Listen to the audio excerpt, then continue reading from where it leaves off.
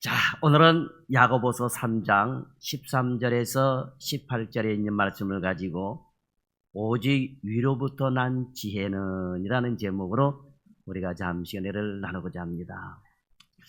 자, 여러분이 지금 살아가는 데 있어서 제일 필요한 게 뭘까요? 제일 필요한 게 뭘까요? 돈이요? 돈이 제일 필요해요? 지금 살아가는데? 돈이 제일 필요하다. 또 뭐가 필요할까요? 집이 필요해요?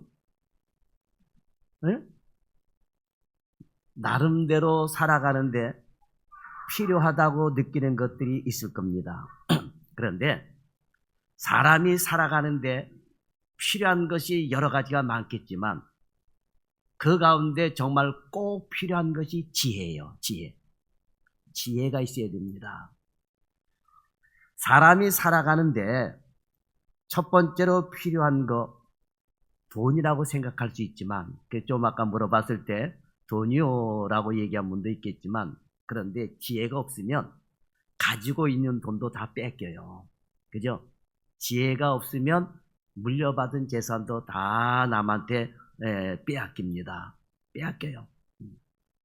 반대로 갖고 있는 돈이 없어도 지혜가 있으면 돈이 불어나게 되어 있고 돈이 불어나지 않더라도 지혜가 있으면 살아가는데 절대로 불편하지가 않습니다. 지혜는 단지 재물을 운영하는 데만 유용한 것이 아닙니다. 사람과의 관계나 사물의 이치를 빨리 깨닫고 사물을 정확하게 처리하는 모든 능력이 지혜에서 나오는 것입니다. 이처럼 지혜는 사람, 사물, 사건이나 상황을 깊이 이해하고 깨달아서 자신의 행동과 인식 판단을 거기에 맞출 수 있는 것을 뜻하는 것입니다.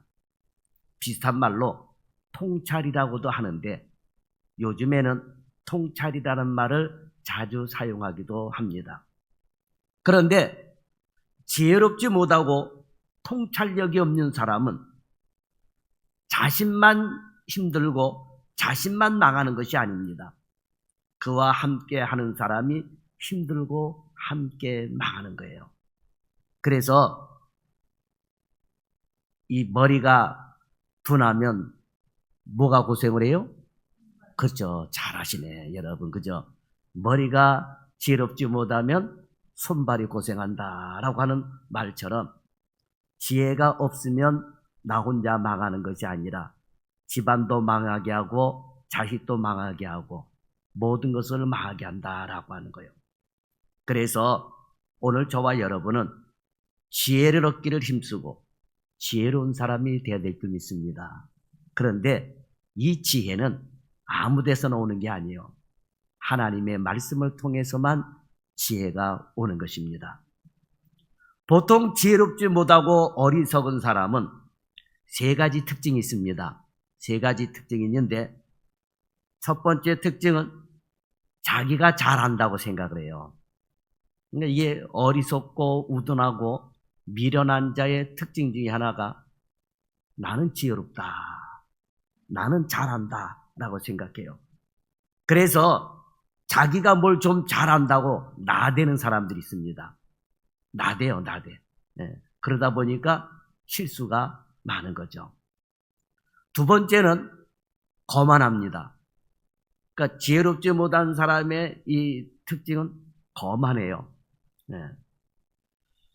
모든 걸 다 한다 싶으니까는 거만합니다. 교만해요. 누구 말을 듣지 않아요. 무식하면 어떻다고요? 그것이 잘하시네. 무식하면 용감하다. 야, 무식하면 그냥 용감한 거예요. 그냥 하루 강아지 범무서운 줄 모르고 호랑이한테도 달려드는 거예요. 무식하면 용감한 거예요. 그러다 보니까 아예 그냥 혼자 독단적인 행동을 하게 된 겁니다. 너는 그래라, 나는 나대로 한다. 이렇게 되는 거죠. 그러다 보니까 세 번째 특징은 어리석은 사람은 남의 말을 듣지를 않아요. 남의 말 듣지 않습니다. 충고를 하고 얘기하지만 니까 지게 뭔데 그러냐. 니까 지게 감히 나한테 이래라 저래라 그래요. 그러니까는 행동이 하나하나 바뀌어지지를 않아요. 그저 어제 행동, 오늘 행동이 똑같습니다. 행동이 변하지가 않아요. 이런 사람을 책망하면 어떻게 될까요? 오히려 책망하는 사람은 미워하고 오히려 니까지게 뭔데 나한테 이래라 저래라 그러면서 가까이 하려고 하지 않습니다. 그래서 잠언 9장 8절에 보게 되면 거만한 자를 책망하지 말라. 그가 너를 미워할까 두려우니라. 지혜 있는 자를 책망하라. 그가 너를 사랑하리라 그랬습니다. 자, 그러면 지혜로운 사람은 어떤 특징이 있을까요? 지혜로운 사람. 지금까지는 어리석은 사람에 대해서 말씀을 드렸는데 지혜로운 사람은 어떤 사람이냐? 내 자신이 모르는 것이 많다. 나는 어리석은 사람이다 라고 인정을 하는 사람입니다. 자신이 부족하다는 것을 알고 자신의 어리석음을 아는 것이 지혜로운 사람의 특징인 것입니다. 그래서 지혜로운 사람은 남의 말을 귀담아 들어요. 그런데 지혜롭지 못한 사람은 막 침 튀기듯이 자기만 얘기를 하는 거예요. 내 얘기만 옳고 자기 얘기만 옳고. 그래서 이런 사람들이 정치적인 얘기를 하다 보면 자기만 얘기를 해요. 그러니까 그런 사람이 대통령이 돼야 되는데 누구 말 듣지 않고 자기 말, 실제 잘 알지도 못하면서 우기면서 얘기를 하죠. 서울 가본 사람하고 안 가본 사람하고 싸우면 누가 이겨요? 이게 어찌면 이렇게 잘 알아요. 해봤구나. 그죠? 서울 갔다 온 사람은 어떻다고 하는 거 다 알지만 갔다 오지 않고 귀담아 들은 사람은 그냥 자기가 뭘 아는 것처럼 막 얘기를 해요. 그렇게 우기다 보니까 그냥 안 갔다 온 사람이 이기게 되는 거예요. 무식이 용감하니까. 그래서 여러분, 자신이 부족하다는 것을 알기에 지혜로운 사람은 남의 말에 귀를 많이 기울이는 것입니다. 그리고 열심히 배워요. 배우려고 합니까? 발전이 되는 사람이에요, 이런 사람은. 그래서 지혜로운 사람은 고집이 없고 어리석고 우둔한 사람은 고집이 무지 셉니다. 박사라 할지라도 자기 분야에서 어쨌든 뭐 전문 분야라 할지라도 어리석고 우둔한 사람은 고집이 셉니다. 그러나 지혜로운 사람은 배우려고 하기 때문에 고집이 세지 않다라고 하는 거예요. 3살 먹은 어린아이에게도 배울 것이 있다고 생각하는 사람은 자신의 행동을 고쳐가면서 선한 열매를 맺게 되는 것입니다. 그러나 어리석고 미련한 사람은 고집이 셉니다. 그리고 남은 생각 안 하고 자기 편한 대로만 행동하며 살기에 잘못된 것을 고치려고 하지 않는 것입니다. 자, 오늘 본문 말씀에 보면 2가지 지혜를 말씀합니다. 15절에 보면 위로부터 내려온 지혜와 땅에서 난 지혜, 즉 정욕과 귀신으로부터 온 지혜가 있다라고 하는 것입니다. 오늘 말씀을 통하여 여러분 모두 위로부터 오는 지혜를 받아서 지혜로운 사람이 되기를 바랍니다. 그러면 본문에서 말씀하는 이 2 종류의 지혜를 우리가 살펴보고 이 시간 은혜를 나누고 깨닫고자 합니다. 자, 첫 번째로 땅에서 주는 지혜가 있다라고 하는 겁니다. 땅에서 주는 지혜가 있다. 땅에서 주는 지혜는 늘 기준이 자기 자신이에요. 자기가 기준이 됩니다. 내가 기준이야. 그래서 자신을 유익하게 하고 자신만을 위해서 지혜를 짜냅니다. 나만을 위해서 지혜를 짜내는 거예요. 그러다 보니까 여기에는 악한 지혜가 나옵니다. 남을 죽여서라도 내가 유익하면 된다. 그러니까 내가 잘 되는 것만 생각하니까 남이 피해를 보는 건 생각을 안 해요. 그러다 보니까 남이야 죽든 말든 나만 잘 되면 되지 하면서 지혜를 짜내다 보니까 악한 지혜가 나올 수밖에 없습니다. 자, 식물을 뱀이 먹으면, 독사가 먹으면 뭘 만들어냅니까? 독이 만들어지는 거예요. 그죠? 그런데 식물을 소가 먹으면 뭐가 만들어져요? 우유가 만들어져요. 우유가 만들어져요. 들어가는 것은 똑같지만 그것을 자신의 유익만을 위해서, 정욕을 위해서 지혜를 짜내면 그렇게 해서 나오는 지혜들은 다 독이 되는 것입니다. 그게 악한 지혜다라고 하는 거예요. 그래서 오늘 본문 15절은 그러한 지혜를 정욕의 것이요 귀신의 것이다 라고 말씀을 하고 있는 것입니다. 사탄은 인간을 넘어뜨리기 위해 다양한 방법을 사용합니다. 사탄은 거짓말로, 듣기 좋은 말로 안심하도록 위장하여 인간을 넘어뜨립니다. 여러분, 그 전에 제가 우리 교인들에게 물어보니까 교회 나온 분들 중에 귀신이 없다고 하는 사람 손 들어보세요 라고 하니까 딱 한 사람 손 드시더라고요. 귀신 없습니다. 그런데 여러분, 귀신은 있습니다. 내가 느끼든 못 느끼든 귀신은 나에게도 역사를 하는 거예요. 자, 여러분, 많은 사람들이 가스에 중독돼서 일산화탄소 가스에 중독이 돼서 죽습니다. 이 특징이 뭐예요? 무색무취라고 그러잖아요. 눈에 보이지도 않고 냄새가 나지도 않아요.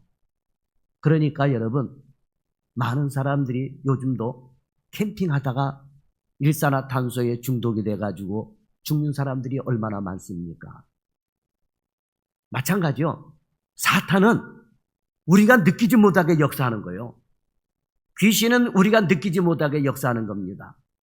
그런데 많은 사람들이 그 귀신의 장난에 춤추며 살아가는 거예요. 자기가 죽을 줄도 모르고.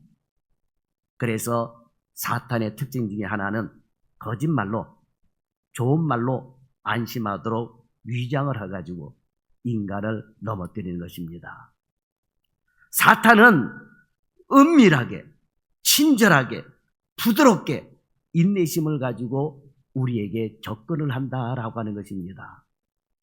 그리고 사탄은 가장 가까운 사람을 통해서 넘어뜨리는 거예요. 자, 다단계 하는 사람들 보세요. 다단계로 인해서 피해를 보는 사람들이 많죠. 요즘도. 근데 다단계 하는 사람들 보면은 가까운 사람부터 먼저 갑니까? 모르는 사람들 먼저 찾아갑니까? 그죠? 제일 가까운 사람 찾아와가지고 다단계를 권합니다. 저도 그런 걸 여러 번 겪었어요. 가깝고 친근하다고 하는 사람들이 와가지고 권하는 게 뭐냐? 이거 좋은 거니까 한번 사용해보라고 이러면서 다단계. 그죠? 여러분, 사탄의 역사는 바로 그런 거예요. 그런 겁니다. 사탄은 불의한 방법으로 살게 하고 불법으로 일을 하게 하고 그렇게 성공하도록 유혹을 합니다. 야, 너만 성공하면 되잖아. 너만 잘 되면 되잖아. 남 생각할 것 없어. 남이야 죽든 말든 너만 잘 되면 되지. 이러면서 사탄은 나를 부추긴다라고 하는 거예요. 그래서 사탄은 육의 것, 물질, 명예, 먹는 것, 입는 것, 성, 쾌락, 인간이 가장 좋아하고 내가 가장 필요한 것으로 사람을 유혹을 한다라고 하는 것입니다. 사탄은 이런 방법으로 인간을 넘어뜨리는데 문제는 사탄이 우리에게 직접 이런 방법을 사용하지 않습니다. 누군가를 통해서 사용하라는 거예요, 여러분. 누군가를 통해서 사용하는데 그 사용당한 사람은 자신이 지혜롭다고 생각하고 사탄이 주는 방법을 사용하는 것입니다. 이런 모든 것들이 귀신이 주는 지혜다라고 하는 거예요. 자, 사탄이 주는 지혜를 사용하면 돈을 쉽게 벌 수가 있어요. 귀신이 주는 지혜를 가지고 살아가면 돈을 쉽게 벌 수 있습니다. 예를 들면 다른 사람 돈을 빼가고, 요즘 다른 사람 돈 빼가는 사람들이 얼마나 많습니까? 보이스 피싱, 그죠? 이게 여러분 사탄이 하는 방법이지 여러분 정상적인 사람이 할 수 있는 방법이 아닙니다. 전세 사기치는 사람들이 얼마나 많습니까? 전세 들어가기도 겁이 나요, 요즘은. 그렇죠. 전세 사기치는 사람들이 여러분 얼마나 많습니까? 가짜 물건을 팔고 속입니다. 가짜 물건을 팔고 속여요. 이렇게 하는 것들이 사탄이 주는 지혜를 사용하는 것입니다. 그런데 이런 지혜만 사탄이 주는 것이 아닙니다. 마음에 안 드는 사람, 따돌리는 방법. 이것도 여러분 사단이 주는 거예요. 마음에 안 든다고 사람을 따돌리는 시로 가서는 안 됩니다. 요즘은 아이들이 그런 놀이는 하지 않는데 옛날에는 나랑 같이 놀 사람은 여기 붙어라 해가지고 붙게 만들어가지고 자기들끼리만 놀고 그 다음에 뭐요? 너는 나한테 안 붙었으니까는 너는 저리 가. 이래버리잖아요, 여러분. 따돌리면 안 되는 거예요. 내가 누누이 얘기하지만 우리 구역만 모여라. 아니 물론 구역이 필요하니까 구역이 모일 수도 있습니다. 그렇죠? 그런데 우리 구역 외에는 다 다른 데로 가라. 오지 마. 이래버리면 여러분 안 된다라고 하는 겁니다. 그죠? 우리 교인만 와서 들어와서 예배 드려야 돼. 아니에요, 여러분. 교회는 전부 다 누구 거요? 하나님의 것입니다. 하나님을 믿는 사람은 누가 됐든지 간에 교회 안에 들어와 예배 드릴 자격이 있다라고 하는 것입니다. 그런데 자꾸만 우리끼리만 이 사람을 따돌리게 하는 거 절대로 여러분 안 된다라고 하는 것이죠. 타인에게 피해를 주고 타인이 자신보다 인기가 있으면 시기하고 질투하고 거짓말을 퍼뜨려서 깎아내리고 이간질해서 다툼과 분란을 일으킨다라고 하는 이런 사람이 돼서는 안 된다라고 하는 거예요. 그래서 오늘 본문 14절과 16절 말씀을 보면 그러나 너희 마음속에 독한 시기와 다툼이 있으면 자랑하지 말라. 진리를 거슬려 거짓말하지 말라. 시기와 다툼이 있는 곳에는 혼란과 모든 악한 일이 있음이라 그랬습니다. 자, 보통 시기심은 부정적인 의미로 사용됩니다. 다른 사람이 잘하는 것을 보고 도전을 받고 분발하는 것을 한편으로는 시기심 때문에 도전을 받고 분별하기도 합니다. 하지만 대부분 시기심은 나쁜 쪽으로 확장이 되어져 가는 거예요. 그 시기심의 대상을 끌어내기 위해서 모함을 하거나 거짓말을 하게 되는 것입니다.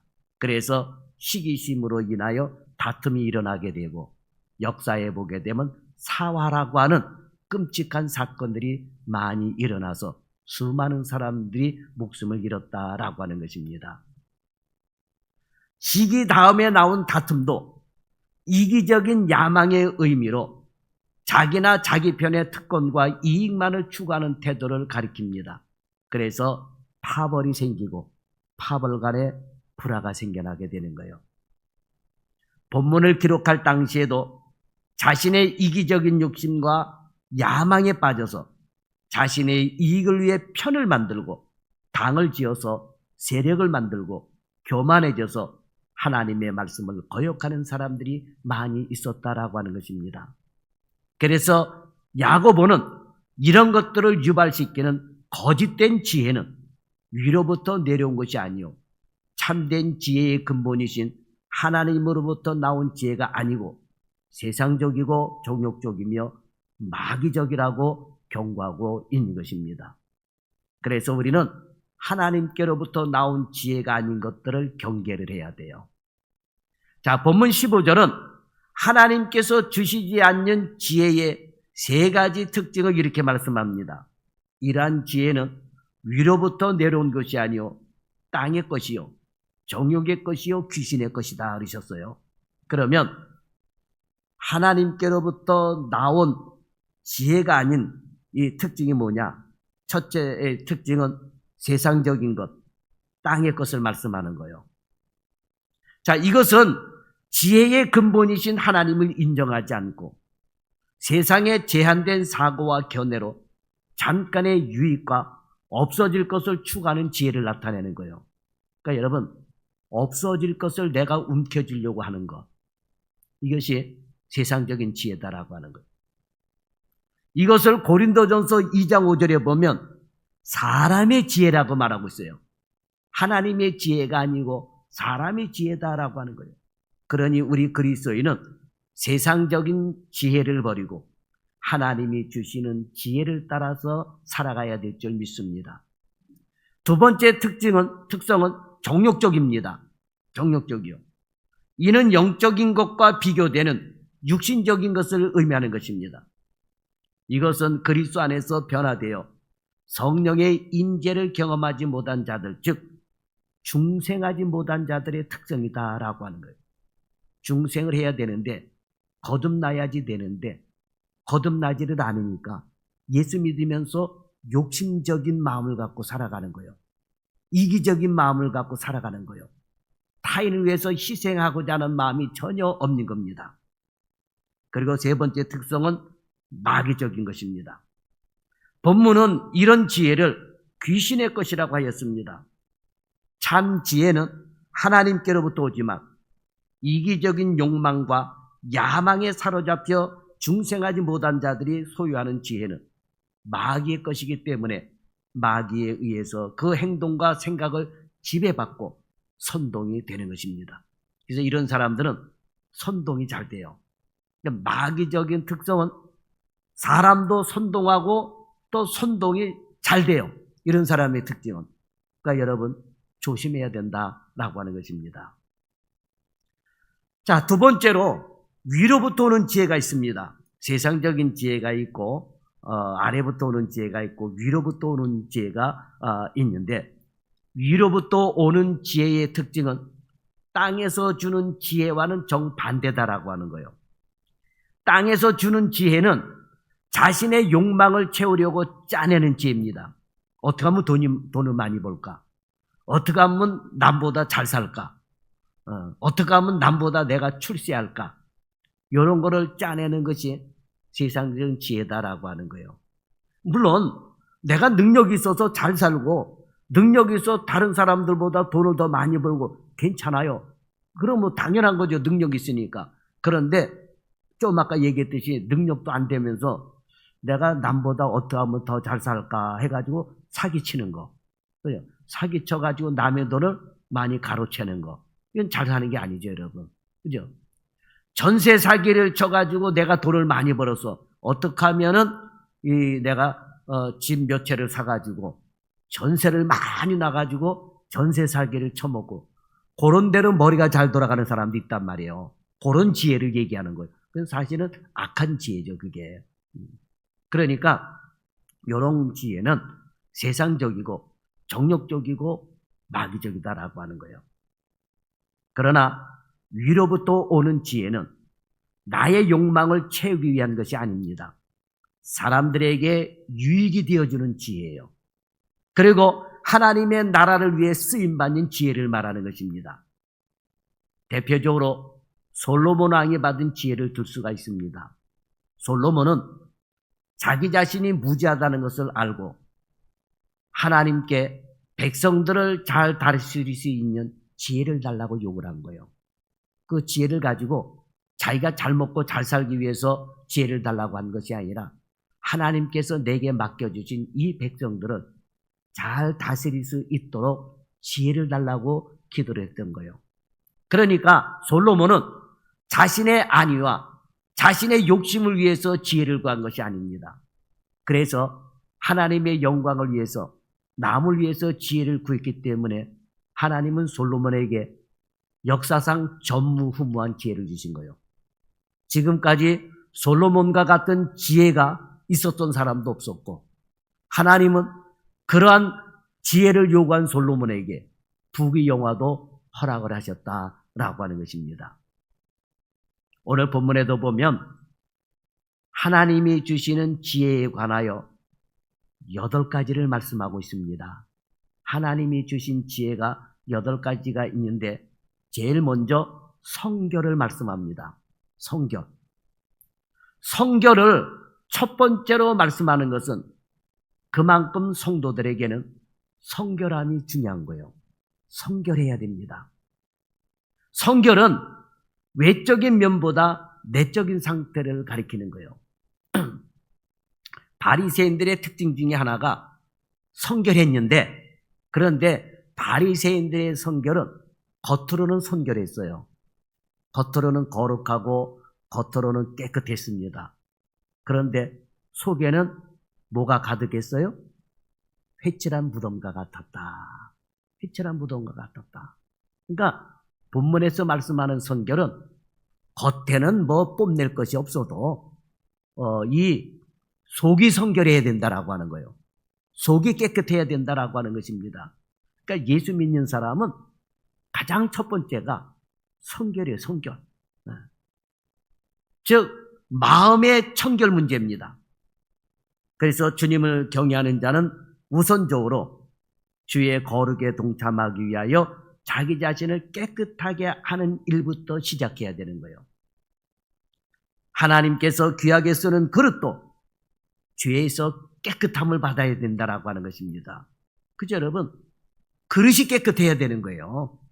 그래서 여러분, 그릇을 새 거로 사올 때, 사오자마자 그냥 눈으로 볼 때 깨끗한 것 같아서 그냥 씁니까? 그냥 그렇게 쓰는 사람 없을 거예요, 여러분. 어떤 그릇이 됐든 전부 다 세제를 풀어가지고 깨끗하게 쓰고 사용을 할 것입니다. 마찬가지로 하나님께 쓰임받는 그릇도 죄에서 자신을 깨끗하게 하는 거예요. 그런 자가 하나님의 선한 일에 예비된다라고 약속을 하셨습니다. 하나님께 대한 우리의 마음이 모아져야 되는 거예요. 다른 것과 혼합되지 말아야 되는 것입니다. 하나님께서는 우리의 깊은 심령의 상태를 판단하십니다. 어떤 사람들은 행위와 판단과 일처리가 지혜롭고 똑똑합니다. 하지만 그 마음속에 있는 동기가 순수하지 못한 경우가 많습니다. 대부분 약삭빠른 지혜는 자신의 이기적인 목적을 위하여 수단과 방법을 가리지 않습니다. 그것은 결과적으로 많은 사람들에게 상처를 주고 다툼이 일어나게 되는 것입니다. 또한 불순한 일에 충성하도록 헌신을 강요합니다. 그것은 하늘에 속한 지혜가 아닙니다. 깨끗한 행동 뒤에는 깨끗한 동기도 있어야 합니다. 사람의 눈에 보기에 외적인 성과가 아무리 좋아도 하나님께서는 일의 과정에서 진실하고 깨끗한 마음가짐을 보시고 평가하시는 거예요. 청결하지 못한 불공정한 거래나 사람을 수단화하려는 태도 등은 선한 지혜가 아닙니다. 그래서 여러분, 마음과 생각이 성결해야 돼요. 그 다음은 화평과 관용과 양순하고 긍휼과 선한 열매가 가득해야 되고 편견이 없어야 되고 거짓이 없어야 되는 거예요. 그러니까 이게 성결하지 못하면 사람이 편견을 갖게 되고 성결하지 못하게 되면은 사람이 거짓말도 하게 되는 거예요. 그러니까 성결해야 편견도 없고 성결해야 거짓도 없고 성결해야 긍휼도 베풀 수가 있고 성결해야 화평할 수가 있다라고 하는 거죠. 그래서 오늘 본문에서 제일 먼저 청결을 강조하신 위에 이어지는 나머지 7가지는 청결하지 못하면 하나도 이룰 수가 없다라고 하는 거예요. 하나님께서 청결하게 씻어주시고 하나님께서 청결한 마음을 주셔야 가능한 일들입니다. 자, 본문 17절에 나오는 이 성결, 화평, 관용, 양순, 긍휼, 선한 열매, 편견과 거짓이 없는 것, 사실 이 8가지 목록은 모두가 다 성품이에요. 성품. 이런 것이 좋아야 야, 저 사람은 성품이 좋다 이렇게 말하게 되는 거예요. 이게 좋은 성품이다라고 하는 것입니다. 이런 좋은 성품은 다 하나님께로부터는 지혜다라고 하는 거예요. 그러나 땅에서 주는 지혜, 세상이 바라는 지혜는 대개 어떤 문제나 상황을 해결하는 능력이에요. 여러분, 사기치는 것도 능력이에요. 나같이 능력 없는 사람은 사기 못 쳐요. 그죠? 거짓말하는 것도 어떻게 보면 능력이요. 자기 살기 위해서, 자기 이득을 위해서 남은 죽든 말든. 그러니까 세상에 주는 능력은 옳지 못한 능력입니다. 하지만 하나님이 주시는 지혜 8가지 목록은 능력이 아니라 성품이에요. 성품입니다. 온유한 것도 성품이고 화평케 하는 것도 성품이요. 이건 능력이 아닙니다. 능력이 있다고 여러분 뭐 화평케 합니까? 그러지 않거든요. 성품이 있어야 되는 거예요. 그런데 이 성품은 타고나는 거예요, 여러분. 타고나는 겁니다. 인간이 타고나는 거예요. 자신의 성품을 고쳐보려고 바꿔보려고 싶어도 되지 않습니다. 되지 않아요. 그래서 여러분, 죄송한 얘기지만 죄를 짓고 전과자가 되는 분들을 보게 되면은 그 부분에서 약한 부분들이 있어요. 그 부분에 대해서. 그래서 사기치는 사람은 계속해서 사기 전과가 늘어나지 다른 전과가 늘어나는 게 아니에요. 거기 성품이라니까요. 이거 고치려고 아무리 애써도 물론 될 수도 있겠지만 근데 이 성품이 고쳐지지가 않는 거예요. 태어날 때부터 그런 성품을 갖고 태어나는 거예요. 네. 그러다 보게 되니까 거짓말하는 사람은 계속해서 밥만 먹었다 하면 거짓말을 하게 되는 거예요. 네. 싸움질 잘하는 사람이 있습니다. 성품이요. 남 두들겨 패고 싸우고 이게 끄떡하면 손이 올라가고.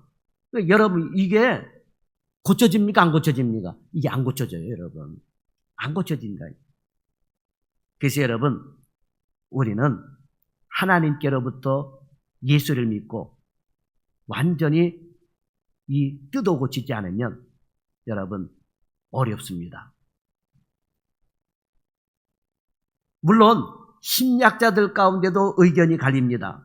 성품은 타고났기에 바꿀 수 없다는 심리학자들도 있고 반대로 얼마든지 교육과 훈련을 통해서 바꿀 수 있다라고 말을 하기도 합니다. 그러나 교육과 훈련을 통해서 바뀔 수 있다 하더라도 인간의 죄성에 의한 악한 성품은 바꿀 수가 없는 거예요. 왜? 인간은 타락을 했기 때문에 그렇습니다. 내 안에는 뿌리 깊은 자기 중심적 죄성이 있기 때문입니다. 결심은 하지만 상대방의 반응 하나에 금방 지치고 본래 모습으로 돌아가는 것이 우리의 한계예요. 그래서 작심 며칠이라고요? 3일이다. 그렇게 되는 거예요. 그래서 내 의지만으로는 결코 바뀔 수가 없는 거예요. 안 됩니다. 물론 성격이 시원시원하다, 조심스럽다, 내성적이나 외형적이다 등의 성격은 교육이나 환경을 통하여 바뀔 수 있습니다. 그러나 앞서 말한 8가지 지혜는 바뀌는 것이 아닙니다. 그래서 위로부터 오는 지혜다라고 말씀하거든요. 이러한 성품은 예수를 믿고 죄 씻음을 받고 하나님이 주셔야지만 그런 성품이 가능하다라고 하는 것입니다. 물론 이 8가지 지혜도 교육과 훈련을 통하여 일정 부분 바뀔 수 있지만 온전한 모습으로 바뀌어지지 않습니다. 인간의 본성에는 죄악이 있어서 성결하고 화평과 관용과 양순하고 긍휼과 선한 열매 맺는 일에 한계가 있다라고 하는 것입니다. 그러나 주님께서 주시는 힘으로 살면 성령을 따라 살면 8가지 성품을 이루어 나갈 수가 있다라고 하는 것입니다. 그러니까 내 인간의 노력으로 화평하고 내 인간의 노력으로 관용을 베풀고 내 인간의 노력으로 뭔가 하려고 하면 조금 열매가 맺혀지는 듯해요. 그런데 이게 그냥 떨어져 버린다니까요. 열매가 있기까지 가지를 않아요. 그래서 여러분 예수를 믿고 예수님이 주시는 그러한 성품을 가질 때만이 하나님이 주시는 열매를 맺을 수가 있다라고 하는 것입니다. 자, 여러분 한번 우리 자신을 생각해 보십시다. 보통 저와 여러분은 성질대로 생각대로 말하고 행동하지 않나요? 하다 보게 되면. 그리고 후회하는 경우가 얼마나 많습니까? 그죠? 성질대로 행동하고 성질대로 말하고 그러나서 또 후회하잖아요, 여러분. 그렇지 않습니까? 그런데 오늘 하나님의 말씀을 듣고 하나님이 주신 지혜를 따라 성령으로 행하여 8가지 성품이 여러분들에게 온전히 드러날 수 있기를 바랍니다. 본문 18절이 오늘 말씀의 결론입니다. 화평하게 하는 자들은 화평으로 심어 의의 열매를 거두느니라 했습니다. 자, 이 땅에 사는 동안 가장 필요한 것이 무엇입니까? 돈, 건강, 아마 이 2가지를 가장 많이 생각하실 터인데 아닙니다. 가장 필요한 것은 화평이에요, 여러분. 화평입니다. 돈이 많은데도 화평하지 않으면 무슨 소용이 있겠어요? 그렇지 않습니까? 네? 아니, 돈이 많은데 여러분 건강을 잃어봐요. 무슨 소용이 있겠습니까? 다툼만 있어 봐봐요. 뭔 소용이 있겠습니까, 여러분? 그렇잖아요. 여러분, 가장 필요한 것은 여러분 화평이다라고 하는 거예요. 세상의 모든 문제는 화평하지 못해서 생겨나는 것입니다. 국가 간에 화평하지 못해서 늘 으르렁댑니다. 이란하고 이스라엘하고 화평해봐요. 왜 전쟁이 일어나겠습니까?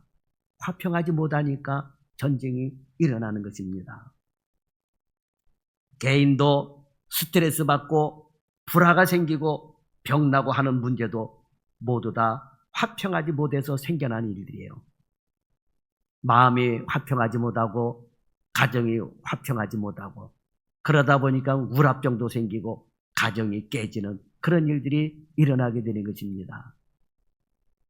그런데 이 화평은 절대로 사람이 이루어낼 수가 없는 거예요.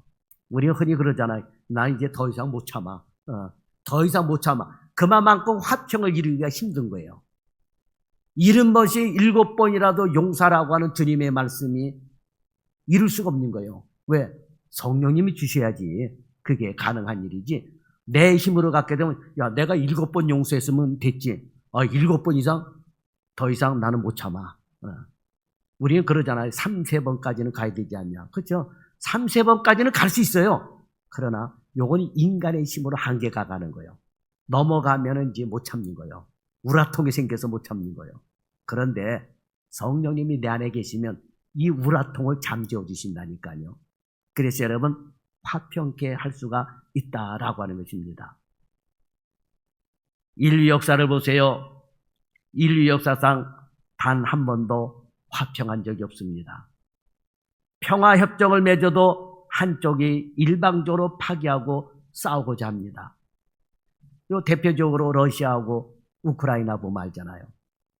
화평하자고 문서로 작성하고 해봐야 뭔 소용이 있겠습니까? 한쪽이 일방적으로 깨고 쳐들어가고 그러잖아요. 그래서 이 땅에서의 화평은 오직 하나님만이 이룰 수가 있는 것입니다. 그런데 이 일을 우리에게 하나님은 주셨습니다.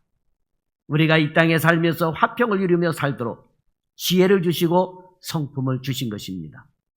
그러면 최종적으로 하나님을 나타내는 의의 열매가 맺혀지게 되는 것입니다. 의는 화평을 이루는 곳에서 맺어지는 열매인 것입니다. 그러니 하나님께서 주시는 지혜인 8가지 성품으로 화평을 이루어 하나님의 의를 나타내는 열매가 가득한 성도들이 되시기를 주님의 이름으로 축원합니다. 기도하겠습니다. 사랑의 하나님, 오늘도 하나님의 말씀을 통하여 화평을 이루는 성도들이 되게 도와주옵소서. 오직 위로부터 난 지혜, 하나님께서 주시는 지혜, 성결하고 화평하고 관용하고 양순하며 긍휼과 선한 열매가 가득하고 편견과 거짓이 없는 성도들이 되어 화평하게 하는 성도들이 되고 화평으로 심어 의의 열매를 거두는 성도들이 다 되게 도와주옵소서. 전쟁과 다툼이 없는 세상이 되게 역사하여 주옵소서. 우리 성도들이 가는 곳마다 다툼과 불화가 그치고 화평을 이루는 피스메이커들이 되게 하여 주옵소서. 몸도 마음도 영혼도 하나님의 말씀을 통해 건강하게 하여 주옵소서. 그래서 우리 모두가 다 하나님의 의를 이루는 성도들이 되게 도와주옵소서. 예수님의 이름으로 기도드리옵나이다. 아멘.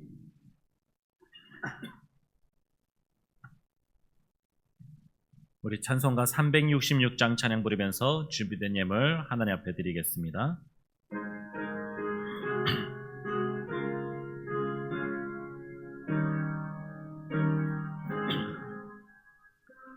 어두운 내 눈 밝히사 진리를 보게 하소서.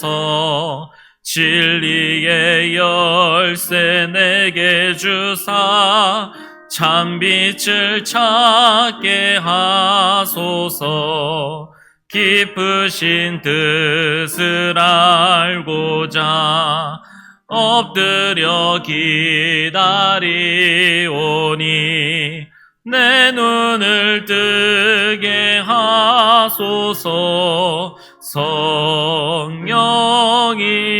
성령이여 막혀진 내 귀 여시사 주님의 귀한 음성을 이 귀로 밝히 들을 때에 내 기쁨 한량 없겠네.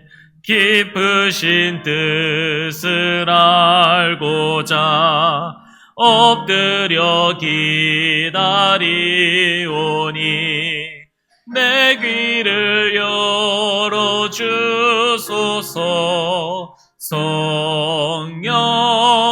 성령이여 봉해진 내 입 여시사 복음을 널리 전하고 차가운 내 맘 녹여주사 사랑을 하게 하소서. 깊으신 뜻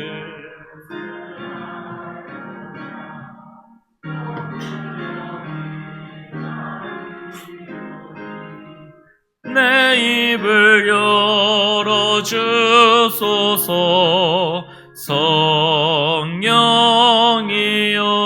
성령이여. 우리 드려진 예물 위해서 다시 한번 하나님 앞에 기도드리겠습니다. 오늘도 주의 크신 은혜와 사랑 속에 예배드리고 말씀을 듣고 악한 성품, 세상적인 지혜는 내던져버리고 하나님이 주시는 지혜, 하나님이 주시는 성품을 받을 수 있도록 이끌어 주시니 감사합니다. 그리하여 우리 모두가 다 예수님의 성품이 되게 도와주시고 하나님이 원하시는 사람들이 되게 하여 주옵소서. 오늘도 예배 시간에 공소로 나오지 않고 주의 이름으로 귀한 예물을 준비하고 드렸습니다. 우리 사랑하는 성도들에게 물건의 축복을 허락해 주시고 이 예물을 통해서 30배, 60배의 100배의 결실을 맺는 그러한 축복의 예물이 되게 하여 주옵소서. 이 땅에 살면서 저희들이 성실하게 일하고 그래서 성실을 식물로 삼고 그 성실에서 나온 귀한 재물을 가지고 11조와 감사 예물과 주일원금과 선경헌금과 구역헌금 모든 것을 드렸습니다. 이제 사랑하는 성도들이 살아갈 때 물질에 어려운 일이 없도록 하나님께서 하늘의 창고의 문을 열어서 우리 사랑하는 성도들의 각 가정과 사업장에 풍성하게 쏟아부어 주실 줄 믿습니다. 들어가도 복을 받고 나가도 복을 받고 위에 있을지언정 아래 있지 않냐고 구워줄지언정 꾸임받지 않냐는 하나님의 축복이 있게 하여 주옵소서. 예수님의 이름으로 감사하며 축복하며 기도드리옵나이다. 아멘.